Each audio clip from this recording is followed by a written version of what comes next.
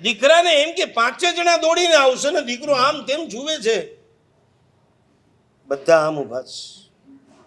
કોર્ટમાં કેમ ઊભા રહીએ? આમ ભૂલ કરી હોય ને કઠેડામાં ઊભા રાખ્યા હોય, આમ ઊભા રહીએ કે આમ ઊભા રહીએ? બધા આમ.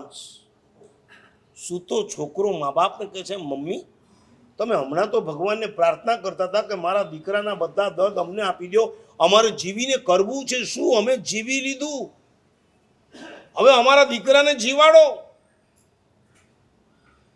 માં આગળ આવીને કહે છે, બેટા વાત સાચી છે, પણ તને ખબર છે જ્યારથી અમે પરણ્યા ત્યારથી લગાવી આજ સુધી કોઈ ધર્મ કર્યો જ નથી. તારા બાપાએ ધંધો કર્યો ને મેં રસોડું સંભાળ્યું, એકલા પાપના જ કામ કર્યા છે. બોલ, પાપ કરીને તો દુર્ગતિમાં જાય, તારા મા બાપ મરીને દુર્ગતિમાં જાય, એમાં તું રાજી છે? હવે જે થોડા ઘણા વર્ષ બચ્યા છે અમને ધર્મ કરી લેવા દે, અમારો પરલોક સુધરી જાય. મા બાપ છું ભાઈ, તારા તો હજી હમણાં જ મેરેજ થયા છે. મારે તો 2 દીકરા ને 1 દીકરી છે, એને તૈયાર નહીં કરવાના? ભણાવી ગણાવી મોટા કરવાના, પરણાવવાના, બધી જવાબદારી તો મારી જ હોય ને. ભલે ને બધા કે અમે સંભાળી લેશું, કોઈ આ દુનિયામાં કોઈને કામ નથી આવતું. માટે ભાઈ હું તો આમાં આગળ નહીં આવીશ. બેન શું ઉસ્તાદ હોય છે! હા, ઉસ્તાદ જ હોય ને. રક્ષાબંધનના દિવસે કેવા કવરો પડાવી જાય તમારે. બેન હું તો હમણાં પી લઉં, ખાલી મારી સાસરિયાની રજા લઈ આવું. ઈ હા પાડે તો આપણને કાંઈ વાંધો નથી.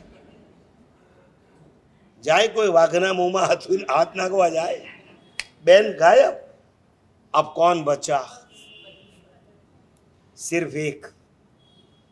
અને નજીકમાં આવી, સ્વામીનાથ હમણાં પી લો, તમારા વગર આ દુનિયામાં છે શું મારું? હા, જાણે ડ્રામાના ડાયલોગ ચાલતા હોય. અને એણે કીધું, પણ મને ખબર છે કે તમને મારા ઉપર પ્યાર બહુ છે. હું તો પીને પરલોકમાં ચાલી જઈશ.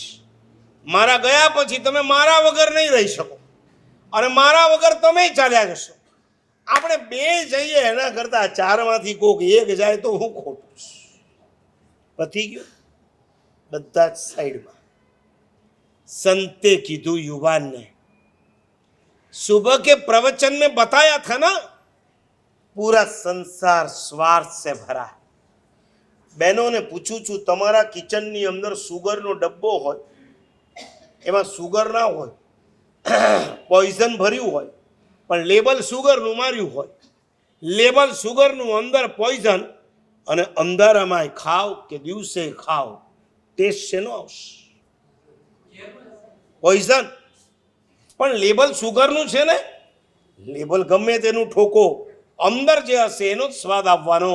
આ સંસારમાં તમે સ્નેહના ગમે તેટલા લેબલ ઠોકો, પણ જ્ઞાની કહે છે અંતે આ સંસાર સ્વાર્થથી જ મળે. સ્વાર્થ સિવાય અહીંયા કોઈનું કામ નથી કરતું. એકમાત્ર પરાર્થ રસિક જો કોઈ હોય આ સંસારમાં, તીર્થંકર પરમાત્મા, જેની 10 વિશેષતામાં પહેલી વિશેષતા મૂકી આકાલમ, એ તે પરાર્થ રસિક.